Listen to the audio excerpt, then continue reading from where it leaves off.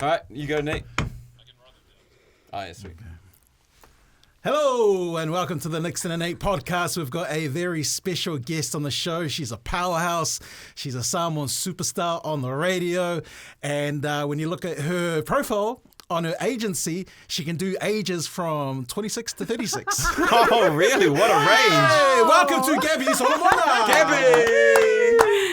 Oh, talofa lava. Thank you so much for having me. I'm honoured. I'm really honoured. Thank you. No, it's good. We've been talking about getting you on for a while now. And Really? Nate was like, oh, it's super, super hard. And then I was like, have you texted her? And he goes, oh, I'll try it now. And then here we are. And here we are, an hour later. Here we are.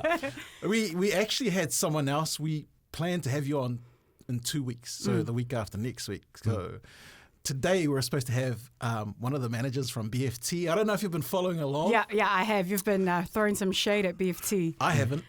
So it's more me. Yeah. It's more me. You're saying what all of us are thinking, so thank you. Yeah, it's and I don't want BFT just catching feels. Yeah. Like, you know, you need to share that feels with like F45s in every CrossFit gym in Aotearoa. I just want to give them a little bit of airtime before we chat to you, Gaby, but also because... But feel free to chime in. Yeah.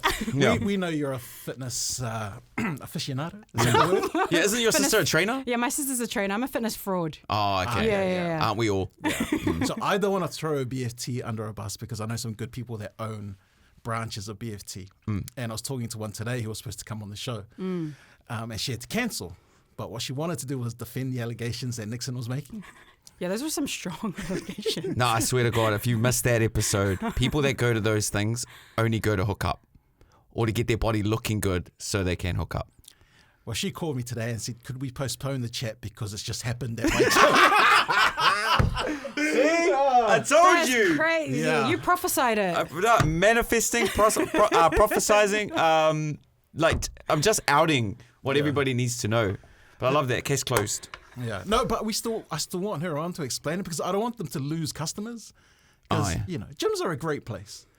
No doubt if you are working out in one of those classes and a scandal does go down, you're naturally by default going to pick a side. Yeah. You know, you're going to pick a side. You seen it, Gaby? You seen it happen? Not in my gym's all good. Don't bring us into it. Leave Cobalt out of it. We're all good. We have a friend that told us that she purposely picked her gym just because there was no attractive people there. Oh, yeah, I get that. You know, so Yeah. it wouldn't happen at those sort of gyms. Yeah. Yeah. Let's put the spotlight back on you, Gaby. Yeah. So you're one of 3 amazing hosts on Niu FM's Morning Shack. And you were kind of late to the party on the show there. Yeah, I came in a year later and I have no background in radio, but I just needed a full-time job. So my background is in acting. Yeah. And I've been freelancing for like the last probably 10 years. And then the beginning of last year, I sort of just gave up. I was like, you know what, I'm done with acting, done with the industry, I'm done with being broke, I need a full-time job. And then literally the next week, Louis was like, what are you doing this year? And I was like, honestly, I don't know. And he was like, do you want to give radio a crack? I've been at PMN for like the last 8 years, like part-time. You know, they've been like my stability while I've been in between my acting gigs. And I've done reception, I've done sales, I've done the street team. And so I've always looked at radio and I look at all my friends and I'm like, I would never do that. That's so hard. That's like everyday new content. And I'm just like, no, thank you. That is so hard. Who would want to listen to me speak? And then when Louis he was like, do you want to give it a go? And I was like, oh yeah, can I do a trial first just to see if I like it?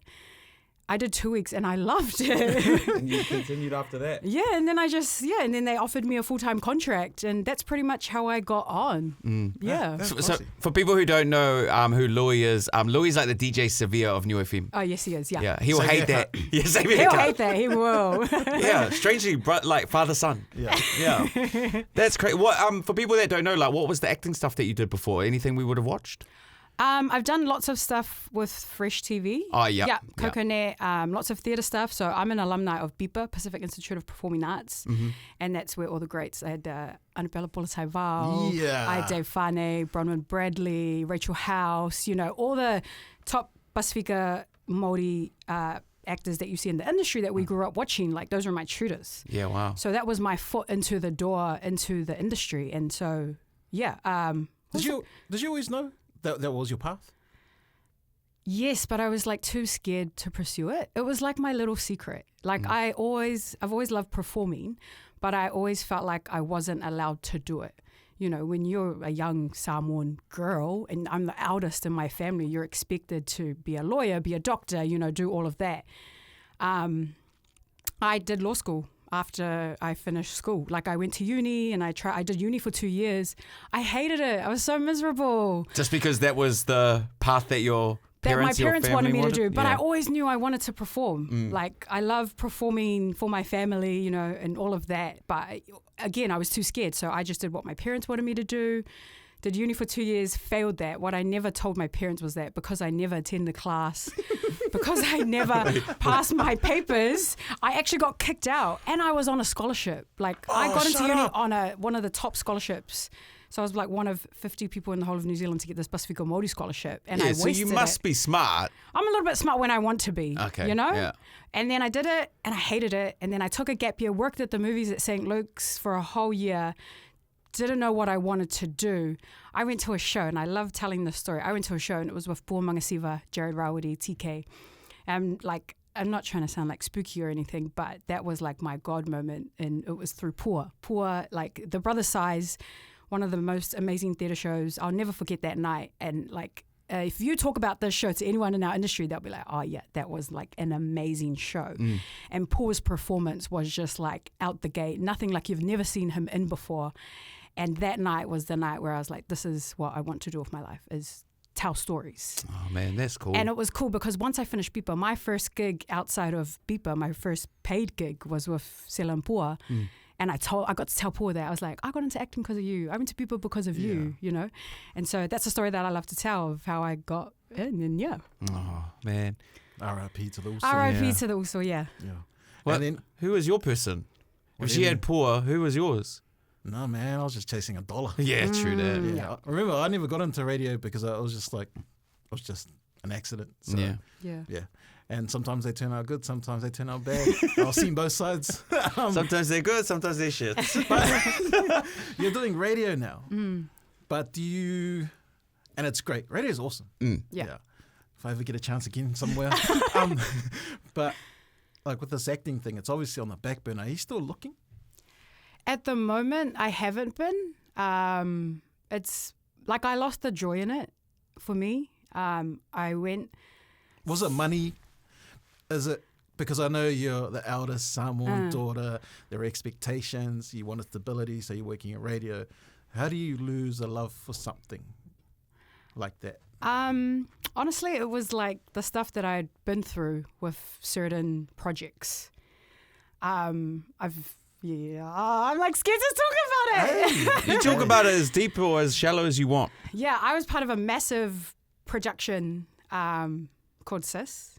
And that was the TV show. Like, I was the face of that, you know, the first leading series with 3 brown Samoan women. And then I had a fallout with the creator. You know, we just had different beliefs and stuff. And that was like part 1 of like how I fell out. I went through lots with that. For me at the time, I felt really betrayed. And I remember like there was so much hype around it, you know, like I remember at the time people were like, man, this is your break, you know, you're going to go to Hollywood after this and all of that.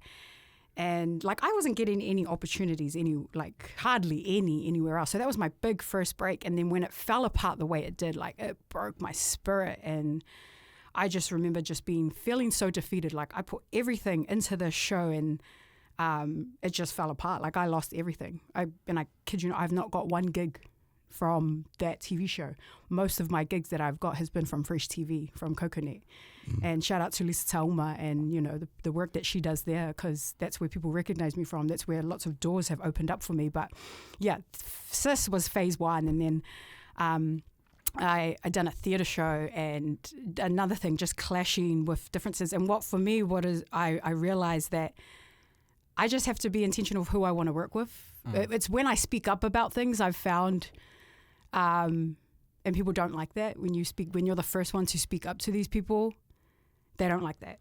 And so I just kind of felt really defeated coming into 2024, where I was like, well, what's the point? 2023, what's the point of being in this industry if you're just going to get shut down?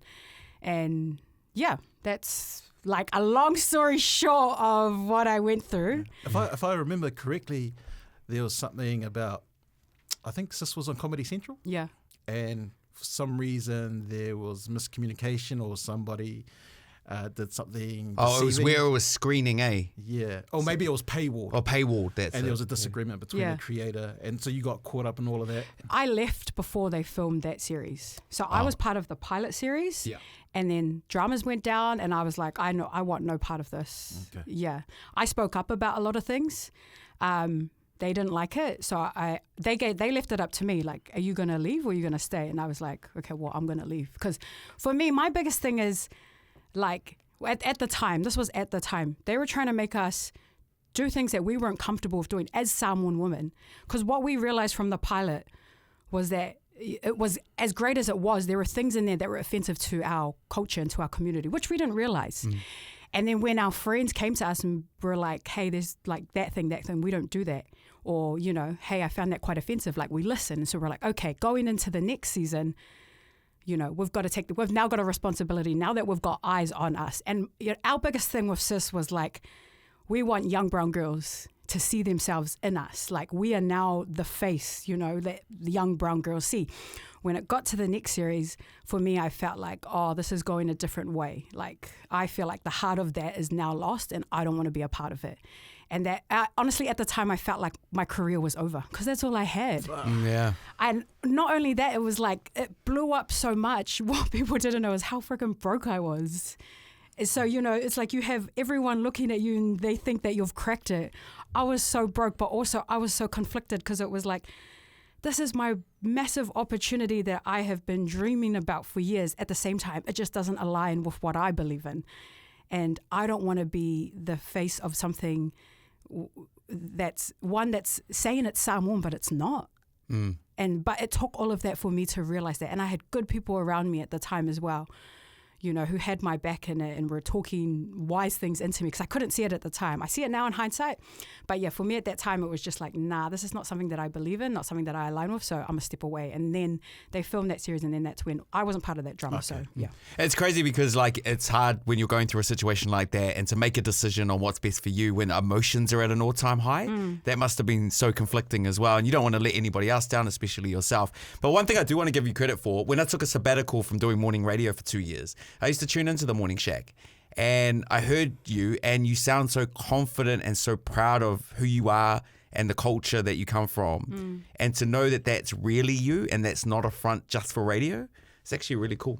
Oh, like to hear you like back yourself, to go through a journey, to be vulnerable like that, to talk about your feelings, about how you went through all of that. It's very admirable. Thank you. And I give credit to the people that I have around me. Like, Yeah. I got good people around me. That's why I always tell young people, like, surround yourself with genuine people. Yeah. I had to learn that the hard way. Yeah. Yeah. So did I with Nick. Because I know he's genuinely a nice guy. Yeah. Ride or die, man. Ride or die. You know, you've got this, you're kind of disillusioned with that acting journey and you've gone through a lot with that.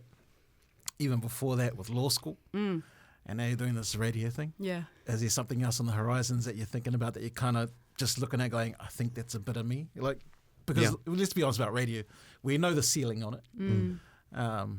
You don't become... She's far from the ceiling though. Oh, no, 100%. Yeah. I know what you're getting at. You're trying to bring it to mind, but... How much?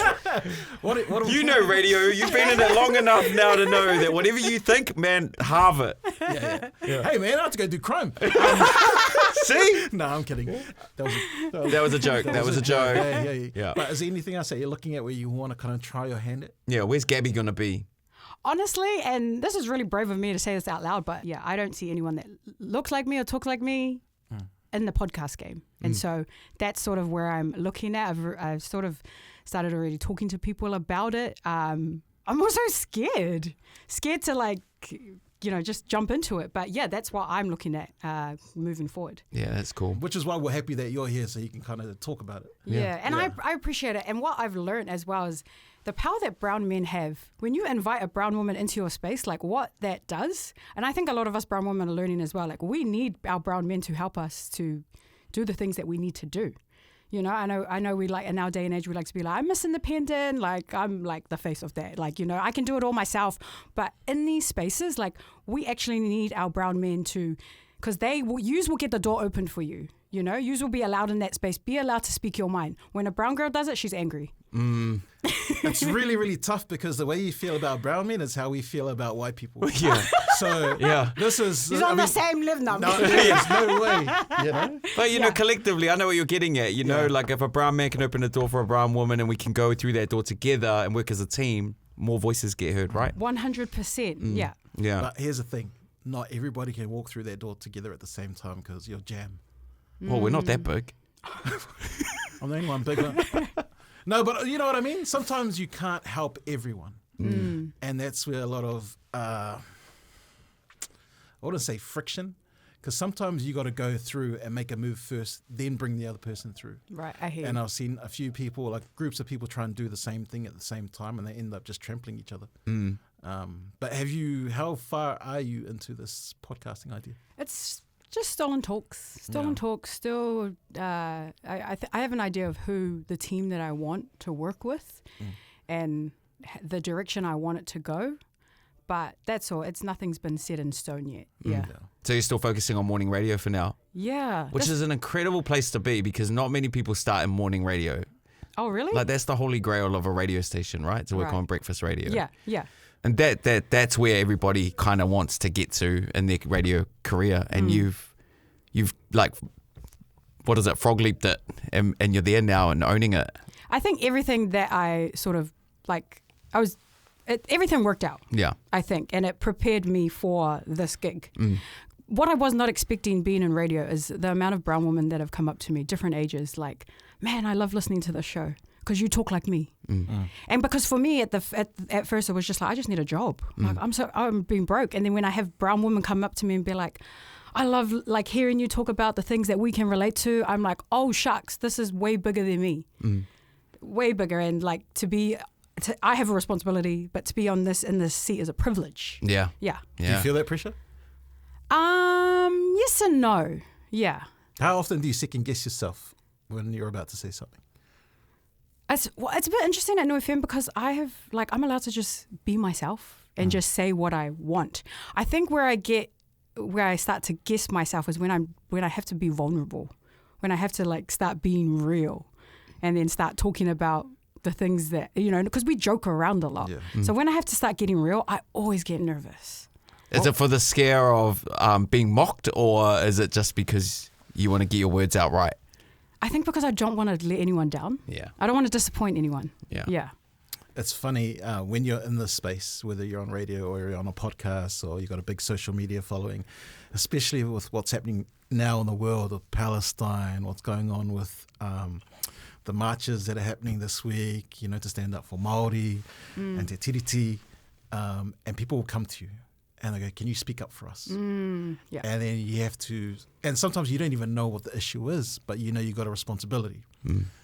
What do you do in a situation like that? Do you say, hey, I don't know, or yep, I'll share a post but I won't say anything, or like how do you navigate those waters when people are looking up to you to kind of be their voice?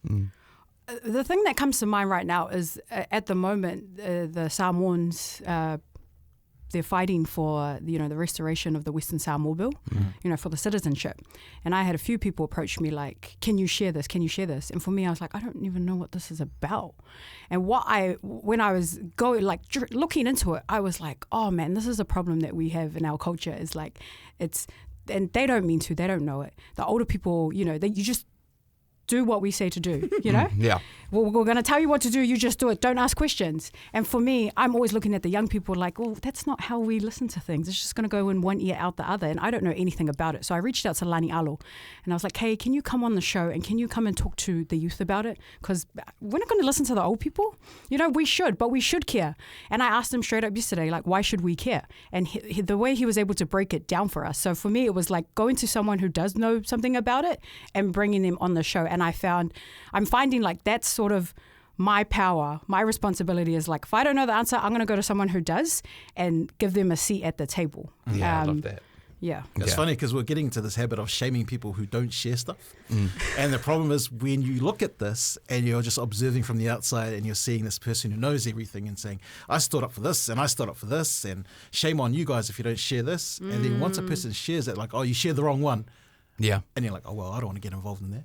Yeah, I'm not into this whole shaming people to like advocate for what you want to advocate for. Like that's control, that's manipulation. Like don't force people to advocate for things, you know, you got to invite them into the conversation. And even, you know, when we did the interview with Lani, like I put it on my close friends, all my famous Samoan friends, I put them in my close friends and I said, hey, I just want to ask you if, you know, if you align with this, can you please just share it to your story? Because I know the power that yous have in your respective spaces. When our young people see you share it, they'll be like, oh, what are they talking about? You know, that's the power we have with our social media platforms.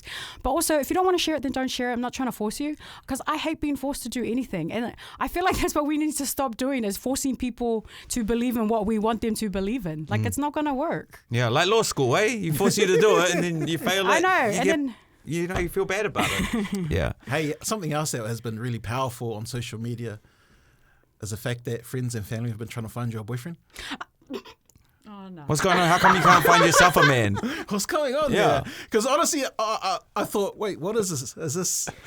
is this a GoFundMe? Oh, is it dressed like that? No, because I saw people sharing this thing and I was like, hey, what's this GoFundMe? Oh, no, it's not a GoFundMe. People are trying to find Gaby a boyfriend. Gaby, how come you can't find your own self a man? Why can't I just be single in peace? Oh, 100%. True that. Honestly, but I get this every day from my family and my friends. Where's the pressure coming from? What is it? Yeah. It's from society. You know, when you I'm 32, right? When you are the oldest girl in a Samoan family, you're expected, first of all, you're not allowed a boyfriend, like growing up. True that. You're not allowed to talk to boys. And then all of a sudden it's like, when are you going to get married? When are you going to have kids? When are you going to do this? They want you all to rush it into 1 year. Right. Your dating, your marriage, your babies. And so I'm constantly getting this pressure from everybody, like, you need a boyfriend, you're getting old. And I'm like, and in the last few weeks, and I've just shared this with my friend, I was like, it's the first time where I felt content in my singleness in a very, very long time. Like, and I have not felt like this in ages. Even though I've been single for ages, you can be single, but you're not single. You know what I mean? Yeah. Don't make me elaborate. We have to ask because the way you said control and manipulation before, I was like, that's not about. No, sorry, that was not something to laugh at. But what? Could you elaborate a little bit, maybe? You know, you can be single but not want to be single. You can be single and you can be hooking up. Yeah. You can be single and seeing people, but you're still single. He knew you damn know damn well what I mean. I don't know what you mean. Because he's a man of God. I am. Yeah. See, brown boys, they're allowed to be single and live in peace. Yeah. Brown girls, not allowed peace. Yeah. Not allowed peace in our lives. You know, and you're content, and at some point you're going to go, I need to look around. not forever. I don't want to be single forever. Are your standards too high? That's what everyone says to me. Oh, okay. Who are you looking for? Like a Roman Reigns? No. Okay. Well, how would a 32-year-old Samoan navigate dating in Auckland, New Zealand? Oh. Because it's so small. I think I'm just learning that everyone knows each other. Yeah. Right? And then, you know, I've had some really nice boys approach me and then I'm like, oh, they're too nice. What? You're not one of those ones. They're too nice. And then I have like assholes approach me and then I'm like, oh, here we go. So from one extreme to the other. Yeah, I don't know. You need to find a bad boy who's like redeeming himself at like a youth group, like a church. It doesn't pay well. If there's one thing I learned. And she's sick of being broke. People, like, and I'm not talking about you, but people in that age group, they're looking for someone that is stable. Yeah. Yeah. Being paid consistently and has good credit. And a driver's license. Hey, man, driver's license is important. Yeah, it Can't is. get a rental car with that one. See? Exactly right. Yeah. How are you enjoying working at Niu FM? Because obviously Nate and I hold a very, very close... we hold that close to our heart. You know, that's where we first met. It gave us our launch into radio, and like to see it still surviving now, and you know, with some great people there. What's it like to actually work there in the mornings and like to do what you do, and work with a team like that? It's so much fun. Like I get to be myself. The thing that I've been fighting against my whole life. I have a job where I get paid to just be myself, and it's honestly fun. Like, yeah, I'm enjoying it. I love the challenge. Radio's hard. People think you just get there and you do. You just get up and you talk. It's hard. No, but it's hard to talk. It's hard to talk. It's hard to make up things on the spot and on the go. But I'm enjoying the challenge. And I think that's why I'm enjoying it, because it's hard. It's not something that I can just wake up and go do. Like, I have to prepare myself for it. The most annoying thing I encountered were, over the years, people going, hey, my cousin, he talks heaps. He'll be good on the radio. I'm like, shut the fuck up. It's either that or someone going, hey, have you guys done this on the radio? I've got a good topic for you. I have lots of people who are like, oh, you should have done this like that. And I'm like, how many times have you been on the radio? Oh, fair. When? Wait, she's one of those people who are like, if I didn't know you that as well as I know you now, and I still feel like I've still got a lot to learn, you're one of those people that I know would be like, high heels in one hand, Powerade in the other, and still want to have a 1 ounce on like Queen Street. 100%. Yeah, I still love that. I reckon that's quality right there. You know, one thing is that, like, I have obviously worked at Niu FM for a very, very long time. And, you know, I've dabbled about in other places. But because the brown scene in radio for like my flavour and Niu FM, like, it's a very, very small network of people. And like, you hear sometimes that, you know, people are quite competitive, or there's like beef between the stations. From where I sit, there's none. I'm cool with everyone. But like, have you ever encountered any of that? Is it always like Niu FM against everyone else that's in the space? Or is everyone just like, we just do us, they do them? Are you talking about specifically within Niu FM? Or just like what you've encountered, like the competitiveness of like, you know, they're our enemy. Is that a thing? I think I'm hella competitive. Yeah. So for me, I'm always looking who's the top of the game in any, like, acting, in radio. So I always look at you guys, Niu FM, like, what are they doing? Okay, cool, let's do it better. I'm competitive. Like it's a bit toxic. No. I love that, because we're the same. We're the same. Like, I like that. I think that's what keeps you hungry. Yeah. That's what keeps you motivated. It's like, I want to be the best. I want to be remembered for being the best. And then the downfall is like, you're always comparing yourself. Yeah. But, The downfall is Nickson doesn't want to go all the way sometimes, because I'll be like, just burn down the studio. I'm like, no. I know, sometimes I'm like, Louis, can we do this? And he's like, no. Calm down. No, I love that. See, again, we're learning more about you. I love that there's someone there with a fire wanting to win. Like, that's healthy. Yeah. That's healthy. And so are the boys. We're the same. Yeah. Yeah. So I love being around them, because we're like, yeah. Fuck them, let's do it. So. Another issue that you have, this is from me when I used to work at Niu FM, is you always used to look over the fence at the other stations and go, man, I wish we had money. You know, and when I was at Niu FM, I'd look at Flavour and I'd look at mine, and they'll be giving away these awesome trips, or they'll be giving away these cars or these amazing prizes. How do you find that challenge when all you've got is basically your imagination and a microphone? Man, we just want some cameras in the studio. Oh, don't you? Nah, we don't. We we have videographers that we book from time to time, but we don't have like cameras where you can just capture everything. So that's like our biggest thing. Like, oh, I wish we had cameras, because there's so many amazing moments that happen during the show. And we're like, oh, that would have been amazing. I'm telling you right now, Nickson, if we had cameras in the studio, we would be way better than yous. We would be number one. If we had your guys' resource, don't even get me started. Like, you guys better watch out for the day we get cameras. Please. I don't know a guy that could invest with you guys. Really? Yeah. Can you fund all my films as well that I want to do? I'll talk to them, but they want a No, I'm return. kidding.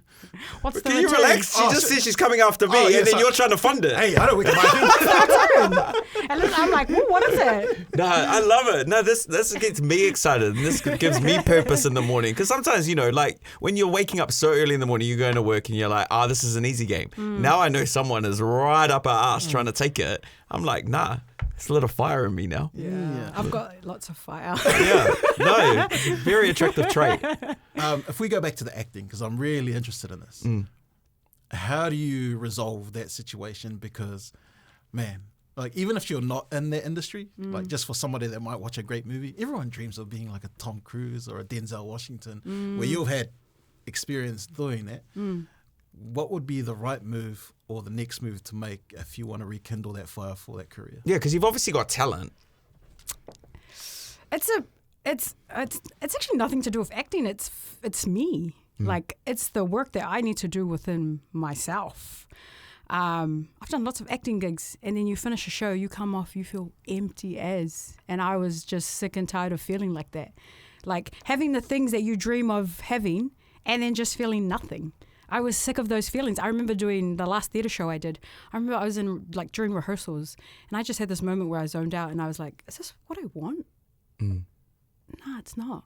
And I think part of it is like I'm getting older, you know, like, and I've never really wanted like a family or like to be married. I was always like, I'm going to be, you know, that cool hot auntie that's going to travel around the world and do all of that. And then when I had that moment like a few years ago, I was like, actually, this is not what I want. I just want different things in life. Not saying I want to give up acting altogether, but I know it's a work that I need to do within myself. And that sounds like really like corny and cliche, but I see a lot of actors, you know, they're top of the game. Are they happy? No. It looks like one of those industries from the outside now, and you're not even the first person to tell me, like the pay's not good, it's stressful. Sometimes, you know, you tapped out creatively, right? And you're just not in a good space. It looks like an industry where you have to be totally invested by passion. And if the passion's not there, then you're just faking it. Yeah. And then you're just doing it for money. Yeah. And for me, that's miserable. For me, acting is like, it's part of the soul. Art is like soul work, you know? And if for me, like, because I lost the joy in it, I didn't want to do it anymore. It became a job. I was miserable and it was like detrimental to my mental health. So I was like, I'm going to remove myself from it. And honestly, man, it's the most stable I've ever found in a long time. How Good on you. Does radio fill that creative cup? What I also love about radio, you know, besides like just talking and being with the boys, the stability that comes with it, the structure, you know, Monday to Friday, 6 to 10, that's my show. I have structure in my day. I've never had that. And it's been so beneficial for my mental health. Are you naturally a morning person? No, no. I could sleep all day. Oh, wow. Yeah, no. But my family are surprised. Yeah. Like, actually funny you say that because, you know, with acting and that, you know, that you had a true passion in and you're very good at it and then you're doing radio now. Did you ever have the chat from your mum where she was questioning whether or not radio and performing arts were a real job? Because I still get that now. Oh, yeah. Like some of my family members are like, when are you going to find a real job? Yeah. So it's a bit too late now, but do you still get that? Is there a lot of pressure on you to maybe go and find a 9 till 5? Because I have a 9 to 5 with radio, they're, you know, they've laid back. Also, they've seen how, like, when I got into acting, oh my gosh, can you imagine telling Samoan parents that you're going to leave uni and leave law school? Like, I had to move out of home. Oh, no. Like, Oh, was that bad? Yeah, there's just so much tension, which I understand now in hindsight. You know, they work so hard for you to go and throw your life away and make no money acting. But did they pay for law school or did you get a student loan? No, she got a scholarship. I got a scholarship, then I lost the scholarship, then I had to go on a student loan. I feel like I'm the first ever person to get a scholarship, lose a scholarship, and now have a massive student loan and no degree. Oh, we were nearly 2 of those 3. Yeah. Oh, see, I've beat you in something already. That's a win for me. But yes, my mum still wants me to go back and get my law degree. Wow. I still get that. Yeah. When are you going to go get your law degree? There's other ways to study the law. Please don't give her advice. Please don't. Where's Gaby going to be in 5 years? Yeah. Oh, she's going to be married. She's going to have a family. She's going to own some houses. And she's going to run her own production company. Oh, that's a good goal. Yeah, I like that. That's so ballsy of me to say, but we got to put it out there. Yeah. I didn't hear a #1 radio show, though. Yeah, because that's next year. Not confident, eh? We need your resources, man. It's not about resources, it's about talent. So I lost my train of thought now. I got all fired up about that competitiveness. Yeah. Yeah, you're competitive too, eh? Very competitive. Can I ask a question? Sure. How do you keep the fire burning with the My FM team so that, because I feel like you guys are always getting compared to when you were there in 2018. How do you keep this team going? Can I answer this? Sure. It's all about acceptance. They have to accept they'll never be as good as I was back in 2018. No one can compare. I've got the numbers. Yeah, so if we want to bring up the stats. Yeah. I think it's a duty. It's a duty. And obviously, you know, Nate and I started that, you know, creating something special. And I think it's a duty now for the people that listen to the show that there is a standard that we have to uphold and that we're not a station without the people. So I think I'm very accountable to the audience, very accountable. Like they've got a taste of what greatness was and we need to be able to continue that with our listeners. The show, you can't do a radio show without the people. Yeah. I've seen people try and do it. It's terrible. Thanks, man. Yeah. Appreciate that. I tried to give her a proper answer.